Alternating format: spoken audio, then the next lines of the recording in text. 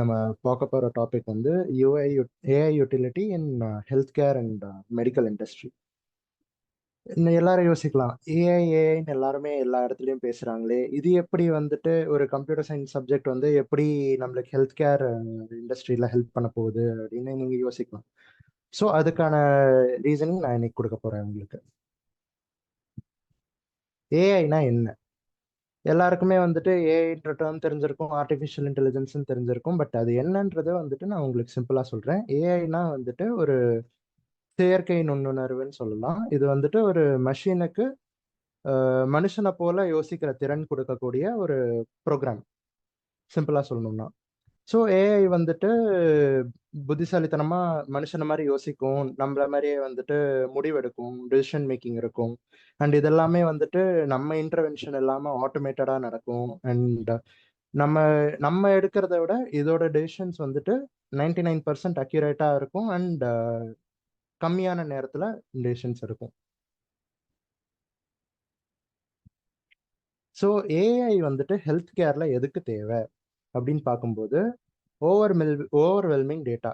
So medical இண்டஸ்ட்ரியில் ஒரு ஹாஸ்பிட்டல்லே நீங்கள் எடுத்துக்கிட்டிங்கன்னா வந்துட்டு, ஒரு ஹாஸ்பிட்டல் வந்துட்டு எக்கச்சக்க டேட்டா ஜென்ரேட் பண்ணிகிட்டே இருக்கும் ஒரு நாளைக்கு. ஸோ இந்த டேட்டாலாம் வந்துட்டு ஹியூமன்ஸால் உட்காந்து கம்பைல் பண்ண முடியாதுன்னு சொல்லிட்டு நம்ம ஒரு ஏஐ ப்ரோக்ராம் கிட்ட கொடுத்து அதை வந்துட்டு நம்ம கம்பைல் பண்ணி நம்மளுக்கு ஒரு சிம்பிள் ஃபார்மேட்டாக கொடுத்துருவோம் அது. அதே மாதிரி இம்ப்ரூவ்ட் அக்யூரசி. இது வந்துட்டு என்னன்னா, ஒரு எம்ஆர்ஐ இல்லை எக்ஸ்ரே மாதிரி இமேஜஸ் எல்லாம் வந்துட்டு நல்லா அனலைஸ் பண்ணிட்டு நம்மளுக்கு வந்துட்டு அதில் என்ன சின்ன டீட்டெயில் வச்சு அதில் என்ன டிசீஸ் இருக்குன்றது ஸ்டார்டிங் ஸ்டேஜஸ்லேயே நம்மளுக்கு சொல்லிடும். Personalised medicine.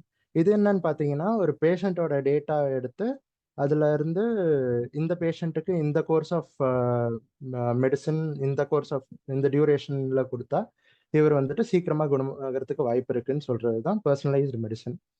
Drug discovery acceleration. இது பார்த்தீங்கன்னா வந்துட்டு ஒரு டிசீஸுக்கு ஒரு ட்ரக்கை வந்துட்டு எவ்வளோ சீக்கிரம் வந்துட்டு ஆப்டிமைஸ் பண்ணி சிந்தசைஸ் பண்ணி கொடுக்க முடியுன்றது தான் வந்துட்டு ட்ரக் டிஸ்கவரி ஆக்சிலரேஷன். இது ஏஐ மூலியமா பண்ணால் ரொம்ப சீக்கிரமா நடக்கும்.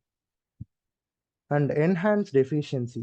இது என்னன்னு பார்த்தீங்கன்னா, நம்ம ரொட்டீன் டாஸ்க்காக ஒரு ஹாஸ்பிட்டல் போனால் ரெஜிஸ்ட்ரேஷன் இருக்கும், அப்பாயின்மெண்ட் ஷெட்யூலிங்கு, இன்சூரன்ஸ் கிளைம்ஸு, இதெல்லாமே வந்துட்டு ஏஐ வச்சு நம்ம வந்து டைம் வந்துட்டு கம்மியாக யூஸ் பண்ணுற மாதிரி பண்ணிக்கலாம். Cost reduction. இது வந்துட்டு நம்மள இத்தனை நேரம் பார்த்தோம்ல ஒவ்வொரு இதுவும், அதோட வந்துட்டு ஹியூமன் ரிசோர்ஸ் மேனேஜ்மெண்ட், அதுக்கப்புறம் காஸ்ட் ரிடக்ஷன். இதனால வந்துட்டு ஸ்டாஃப்ஸுமே வந்துட்டு எஃபெக்டிவாக வேலை செய்ய முடியும். பட் அட் த சேம் டைமும் கம்மியாக எடுத்துக்கும். Better patient outcome. ஸோ இது என்னன்னு பார்த்தீங்கன்னா வந்துட்டு, ஒரு பேஷண்ட்டுக்கு நம்ம ஒரு ப்ராப்பரான ட்ரீட்மெண்ட்டு நல்ல ட்ரீட்மெண்ட் வந்துட்டு ப்ராப்பராக கொடுத்தோம்னா பேஷண்ட்டுக்கு வந்துட்டு சீக்கிரமாக குணமாயிட்டு they can get discharge and go home. So first நம்ம பார்க்க போகிறது வந்துட்டு ஏஐ ஃபார் டயக்னோசிஸ். டயக்னோஸ் பண்ணுறதுல ஏஐ வந்துட்டு எப்படி நம்மளுக்கு ஹெல்ப் பண்ண போகுது அப்படின்னு. ஸோ அதில் பார்த்தீங்கன்னா ஃபர்ஸ்ட் பார்க்கறது வந்துட்டு ஏர்லி டிடெக்ஷன். ஸோ இப்போ நம்ம வந்துட்டு ஒரு எக்ஸ்ரே இல்லை எம்ஆர்ஐ வந்துட்டு பார்த்துட்டு ஒரு ஹியூமன் ஐக்கு கூட தெரியாத அளவுக்கு ஏதாச்சும் ஒரு சின்ன டியூமர் இல்லை ஏதாச்சும் ஒன்று இருக்கலாம். பட் அது வந்துட்டு ஏஐக்கு மிஸ் ஆகாமல் நம்மளுக்கு சீக்கிரமே வந்துட்டு டிடெக்ட் பண்ணி சொல்லி ஏர்லி ஸ்டேஜஸ்லேயே நம்ம குணப்படுத்திட்டோம்னா சீக்கிரமே வந்துட்டு பேஷண்ட் குணமாயிடுவாங்க.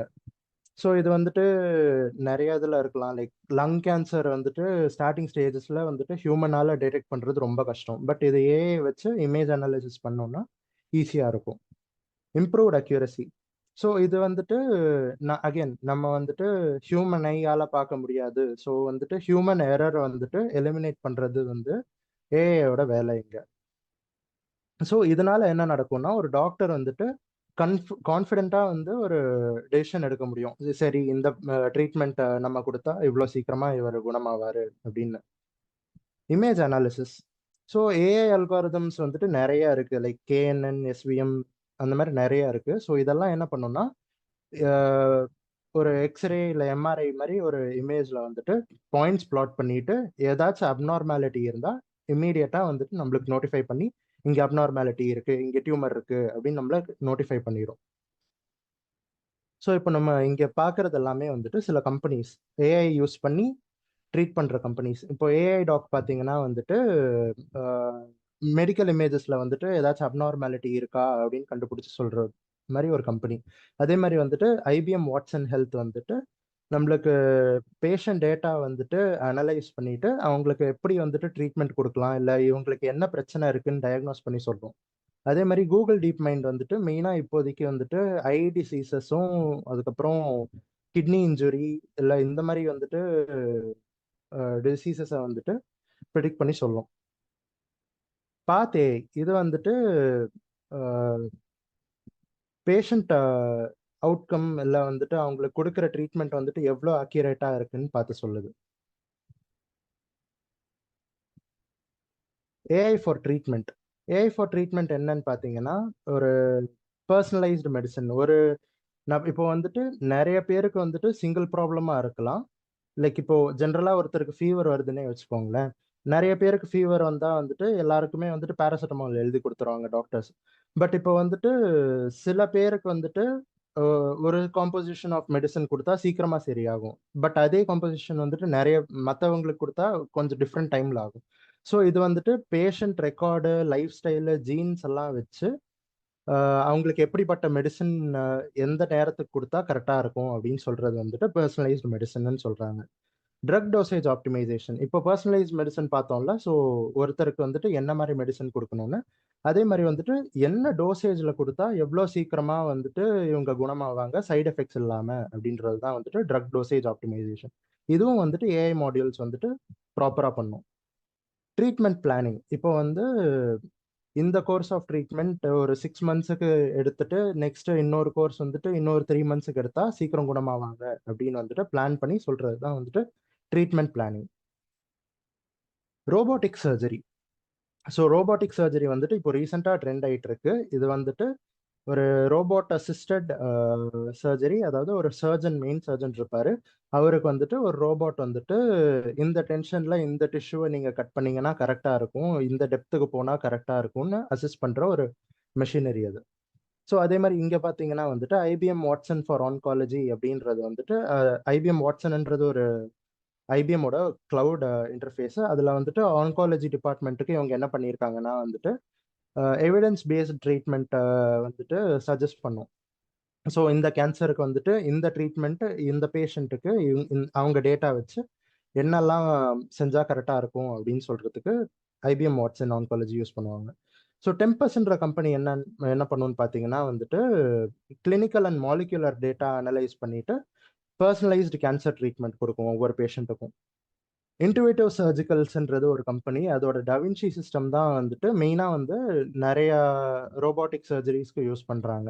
அது என்னன்னு நம்ம பார்ப்போம். ப்ரொபெல்லர் ஹெல்த் வந்துட்டு solution to manage chronic respiratory டிசீசஸ்க்கு வந்துட்டு என்ன மாதிரி ட்ரீட்மெண்ட் கொடுத்தா கரெக்டாக இருக்கும்னு அவங்க சஜஸ்ட் பண்ணுவாங்க. ஸோ இது பார்த்தீங்கன்னா வந்துட்டு நேஷனல் இன்ஸ்டிடியூட் ஆஃப் ஹெல்த்தே வந்துட்டு ஒரு பேப்பர் ரிலீஸ் பண்ணியிருப்பாங்க. ஆர்டிஃபிஷியல் இன்டெலிஜென்ஸ் வந்துட்டு எப்படி ரோபோட்டிக் சர்ஜரியில் வந்துட்டு யூஸ் ஆகுது, கிளினிக்கல் அப்ளிகேஷன்ஸ் என்ன இருக்குது அப்படின்னு நீங்கள் போய் பார்க்கலாம். அண்ட் இதுதான் வந்துட்டு நான் சொன்ன இன்டுவேட்டிவ் சிஸ்டமோட டவின்சி சிஸ்டம். இது வந்துட்டு ரோபோட்டிக் சர்ஜரிக்கு ரொம்ப யூஸ்ஃபுல்லாக இருக்கும் சர்ஜன்ஸ்க்கு. எஸ்பெஷலி வந்துட்டு ஏதாச்சும் ஒரு கார்டியாக் சர்ஜரி மாதிரி பண்ணுறாங்கன்னா ரொம்ப ப்ரிசைஸாக இருக்கணும். ஸோ அதுக்கு வந்துட்டு இந்த சிஸ்டம் யூஸ் ஆகும். So AI for drug discovery. ஒரு மருந்து கண்டுபிடிக்கிறதுக்கு ஏஐ எப்படியெல்லாம் யூஸ் ஆகுது அப்படின்றத நம்ம பார்க்க போகிறோம். Accelerated drug development. அதாவது நான் சொன்ன மாதிரி இப்போ வந்துட்டு ஒரு ட்ரக்கை வந்து சிந்தசைஸ் பண்ணும் ஒரு டிசீஸ்க்கு அப்படின்னா வந்துட்டு ஃபர்ஸ்ட் ஒரு மில்லியன் சாம்பிள்ஸ் எடுக்கணும். மில்லியன் சாம்பிள்ஸ் எடுத்து ஹியூமன்ஸ் வச்சு தனியாக டெஸ்டிங் பண்ணுறதுக்கு ரொம்ப டைம் ஆகும். பட் இதுவே வந்துட்டு நம்ம ஏஐ கிட்ட வந்துட்டு அந்த டேட்டாவை ஃபீட் பண்ணிட்டோம்னா அது மில்லியன் சாம்பிள்ஸ்லேருந்து தௌசண்ட்ஸ்லேருந்து ஹண்ட்ரட்ஸ் அப்படி வந்துட்டு சீக்கிரமாக சிந்தசைஸ் பண்ணி முடிச்சிடும்.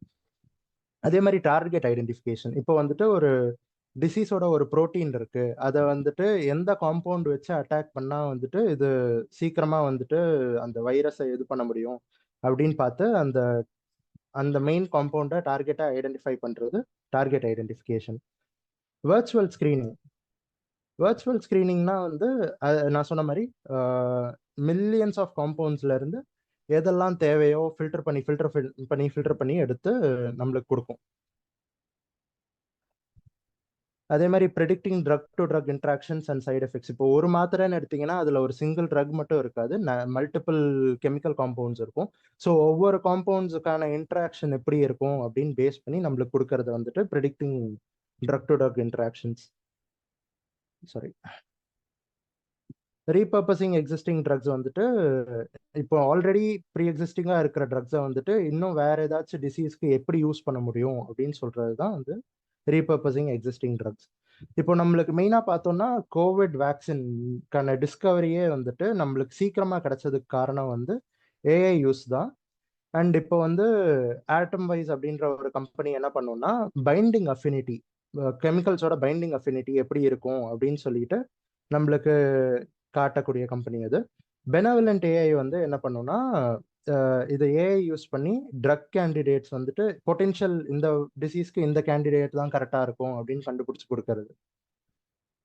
இன்சிலிகோ வந்து சேம், அவங்களும் ஒரு டார்கெட் ஐடென்டிஃபிகேஷன் கம்பெனி தான். ஸோ ஒரு ட்ரக்குக்கான ஒரு டிசீஸ்க்கான ப்ரோட்டீனை அட்டாக் பண்ணுற ட்ரக் இதுதான் அப்படின்னு கண்டுபிடிச்சு கொடுக்கும்.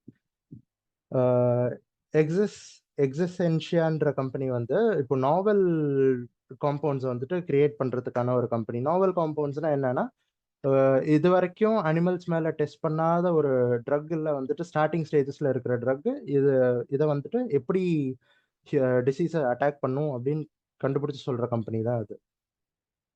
இப்போ இங்கே பார்த்தீங்கன்னா வந்து இது ஃபுல்லாகவுமே வந்துட்டு மறுபடியும் நேஷனல் இன்ஸ்டியூட் ஆஃப் ஹெல்த்தோட வெப்பேஜ்லேயே இருக்கும் எப்படி ஏஐ வந்துட்டு ட்ரக் டெவலப்மெண்ட்டுக்கு வந்துட்டு ரொம்ப உதவுது அப்படின்னு. அண்ட் இதெல்லாம் பார்த்தீங்கன்னா வந்து வேக்சின் டிஸ்கவரிக்கான டேபிள் இது. And AI for patient care, இது வந்து பார்த்தீங்கன்னா எப்படி வந்துட்டு ஒரு பேஷண்ட்டை வந்து எஃபெக்டிவாக பார்த்துக்க முடியும் அப்படின்னு ஏஐ வச்சு அப்படின்னு பார்க்கலாம். Virtual health and virtual health assistance and chatbots.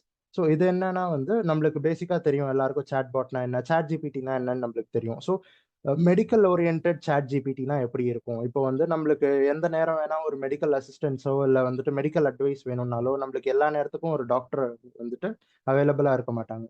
So அந்த நேரத்தில் வந்துட்டு சாட் பாட் மாதிரி ஒன்று நம்ம கிட்ட இருந்துச்சுன்னா அது நம்மளுக்கு ஒரு பேசிக்கான ஒரு ஃபர்ஸ்ட் எய்ட் மாதிரி ஏதாச்சும் ஒன்று கொடுக்கும் ஒரு மெடிக்கல் எமர்ஜென்சிக்கு. ரிமோட் மானிட்டரிங், இப்போ வந்து ஒரு பேஷண்ட் வந்து ஸ்மார்ட் வாட்ச் மாதிரி ஒரு டிவைஸ் ஒன்று கட்டியிருக்காரு. ஸோ அதில் வந்துட்டு எல்லா வைட்டல்ஸும் தெரியும். அண்ட் இது வந்துட்டு இந்த டேட்டா நம்மளுக்கும் பேஷண்ட்டோட கேர்டேக்கர் கிட்டேயும் இருக்கும். And at the same time அந்த டேட்டா வந்துட்டு கண்டினியூஸாக டாக்டர் கிட்ட டிரான்ஸ்மிட் ஆகிட்டு இருக்கும். ஸோ அந்த நேரத்துக்கு வந்துட்டு ஏதாச்சும் ஒரு ஷார்ட்டேஜ் இருந்துச்சுன்னா டக்குன்னு போய் டாக்டர் பார்க்கறதுக்கு ஹெல்ப்ஃபுல்லாக இருக்கும்.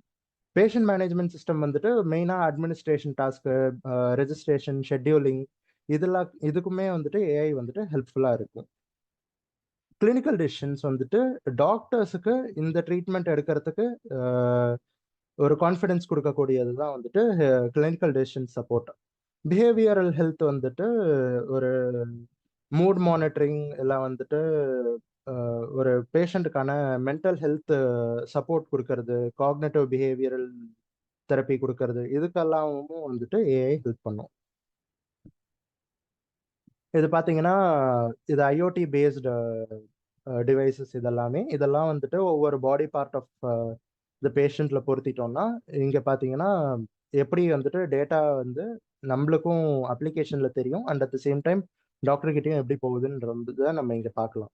அண்ட் இது பார்த்தீங்கன்னா வந்துட்டு நம்ம ஃபேஸில் வந்துட்டு ஒவ்வொரு பாயிண்ட்டையும் பிளாட் பண்ணிட்டு நம்ம மசில்ஸோட மூவ்மெண்ட் எப்படி இருக்குன்னு பார்த்துட்டு நம்ம என்ன மூட்ல இருக்கோன்றதையும் சொல்றது வந்துட்டு ஏஐ பண்ணும். So AI for health care operations வந்துட்டு மறுபடியும் இதே வந்துட்டு அட்மினிஸ்ட்ரேட்டிவ் டாஸ்க்கு. ஸோ ஒரு பேஷண்ட்டை வந்துட்டு ஒரு ஹாஸ்பிட்டலுக்கு வந்துட்டு ரெஜிஸ்டர் பண்ணுறது, அதுலேருந்து டிஸ்சார்ஜ் பண்ணுற வரைக்குமே எல்லா விஷயமும் ஏஐ பார்த்துக்கும். ரிசோர்ஸ் ஆர்கனைசேஷன், இதுவும் வந்துட்டு ஒரு பேஷண்ட்டுக்கு வந்துட்டு இவ்வளோ பெட் தான் இருக்குது, ஸோ இதில் வந்துட்டு நம்ம எப்படி வந்து மேக்ஸிமம் பேஷண்ட்ஸ் அகாமடேட் பண்ண முடியும், இதெல்லாமே வந்துட்டு சொல்கிறது resource optimisation. Supply chain management வந்து ஒரு இப்போ ஒரு ஹாஸ்பிட்டல்ல எடுத்துக்கிட்டிங்கன்னா மருந்து மட்டும் இல்லாம மற்ற சப்ளைஸும் இருக்கும்ல. ஸோ இதெல்லாம் வந்துட்டு டைமுக்கு நம்மளுக்கு கிடைக்கிற மாதிரி அண்ட் ஓவர் ஸ்டாக்கிங்கும் நடக்காம பார்த்துக்கிறது ஏஐ பண்ணிக்கும். And clinical work flow optimisation வந்துட்டு ஃப்ளோ ஆப்டிமைசேஷன் சர்ஜரி இல்லை இந்த பேஷண்ட்டுக்கு இந்த நேரத்தில் சர்ஜரி இவங்களுக்கு கிரிட்டிக்கலாக இருக்குது, ஸோ இவங்களுக்கு தான் சர்ஜரி ஃபஸ்ட்டு. ஸோ இந்த மாதிரி ப்ரையாரிட்டி எடுத்து ஒர்க் ஃப்ளோ மேனேஜ் பண்ணுறதும் ஏஐ பார்த்துக்கும். ஃப்ராட் டிடெக்ஷன், இப்போ வந்து இன்சூரன்ஸ் கிளைம்ஸ் இல்லைன்னா வந்துட்டு ஏதாச்சும் ஒரு சஸ்பிஷியஸ் ஆக்டிவிட்டி இந்த ஹாஸ்பிட்டலோட ஃபைனான்ஷியல் செக்டரில் நடந்துட்டு இருந்துச்சுன்னா அதையும் கண்டுபிடிச்சு நம்மளுக்கு சொல்லிடும். பட் எவ்வளோ பெரிய ஏஐயா இருந்தாலும் அதுக்கும் சில ப்ராப்ளம்ஸ் இருக்கு. அதுவும் வந்துட்டு ஹேக் பண்ண முடியும். அண்ட் எஸ்பெஷலி வந்துட்டு ஹெல்த் கேர் செக்மெண்ட்ல வந்து இது ரொம்ப ரிஸ்கியானதும் கூட. ஏன்னா வந்துட்டு ஹெல்த் கேர்ல இருக்கிற டேட்டா வந்துட்டு it's potentially expensive in black markets. So data breach எல்லாம் நடக்கும்போது பேஷண்ட் டேட்டாஸ் எல்லாம் லீக் ஆச்சுன்னா it goes for massive amount of money in the black market. So அதே மாதிரி வந்துட்டு இன்அடிக்குவேட் டேட்டா அனானிமைசேஷன் வந்து என்னன்னா, ஒரு பேஷண்ட்டோட டீட்டெயில்ஸ் வந்துட்டு ஒழுங்காக என்கிரிப்ட் பண்ணாமல் போயிட்டா அது லீக் ஆச்சுன்னா வந்துட்டு அதை வந்துட்டு ஈஸியாக ஹேக் பண்ண முடியும். அண்ட் தேர்ட் பார்ட்டி ரிஸ்க் வந்து இப்போ ஒரு ஏஐ வந்துட்டு நம்ம ரன் பண்ணோம்னா அது எப்போவுமே ஒரு சர்வர் இல்லை கிளவுட் பேஸில் தான் வந்துட்டு நம்ம ரன் பண்ணி ஆகணும். ஸோ இப்போ அந்த கிளவுட் பேஸ்ட் கம்பெனி வந்துட்டு ஒழுங்காக அதோட செக்யூரிட்டி இல்லை அப்படின்னா வந்துட்டு அதையும் ஈஸியாக ஹேக் பண்ண முடியும். லைக் அட்வர்சரியல் அட்டாக்ஸ் எல்லாம் யூஸ் பண்ணி ஈஸியாக டேட்டாவை வந்துட்டு மேனிப்புலேட் பண்ண முடியும். வல்னரபிலிட்டிஸ் இன் ஏஐ அல்காரிதம்ஸும் சிமிலர் தான். இப்போ வந்துட்டு ஒரு ஏஐ அல்காரிதம்ல வல்னரபிலிட்டி இருக்குன்னா அதோட டேட்டா செட்டை நம்ம மாடிஃபை பண்ணிட்டு நம்ம தப்பான ஒரு ரிசல்ட்டை வந்துட்டு கொடுக்க வைக்கும் அது.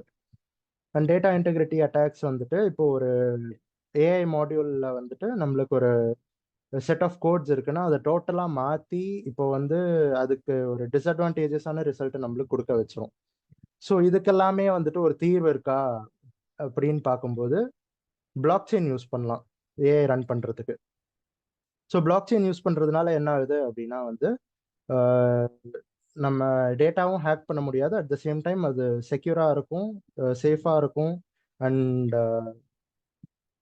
எதுவுமே மேனிப்புலேட் பண்ண முடியாது. ஸோ என்னெல்லாம் பிளாக் நம்ம ரெஜிஸ்டர் பண்ணியிருக்கோமோ அது ஆல்ரெடி இருக்கும்.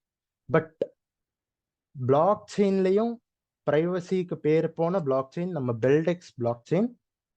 And I am proud to say பெல்டெக்ஸ் is bringing in their own artificial intelligence, பெல்டெக்ஸ் AI அப்படின்னு சொல்லிட்டு. ஸோ இது வந்துட்டு எதுக்கு பெல்டெக்ஸ் ஏஐ, பெல்டெக்ஸ் ஏஐ என்ன பண்ணும் அப்படின்னு நம்ம பார்த்தோம் அப்படின்னா அவங்க வந்துட்டு கொடுத்துருக்காங்க ஐடென்டிட்டி சொல்யூஷன். ஸோ இதனால என்ன ஆகுதுன்னா ஐடென்டிட்டி தெஃப்ட் நடக்காது. ஒரு ஆளுக்கு ஒரு ஐடென்டிட்டி. ஸோ பிஎன்எஸ் நம்ம தெரியும், பிஎன்எஸ் நம்மளுக்கு தெரியும் பிஎன்எஸ்னா என்ன அப்படின்னு. ஸோ அதை பேஸ் பண்ணி வந்துட்டு ஃப்ராட் இல்லாமல் பார்த்துக்கும். அண்ட் ஃபுல்லி ஹோமோமார்பிக் என்கிரிப்ஷன் அப்படின்னு சொல்றாங்க. அப்படின்னா என்னன்னா கிரிப்டோகிராஃபில வந்துட்டு அது ஒரு சப்ஜெக்ட். அதில் என்னன்னா வந்து நம்ம ஒரு மெசேஜை வந்துட்டு என்கிரிப்ட் பண்ணோம்.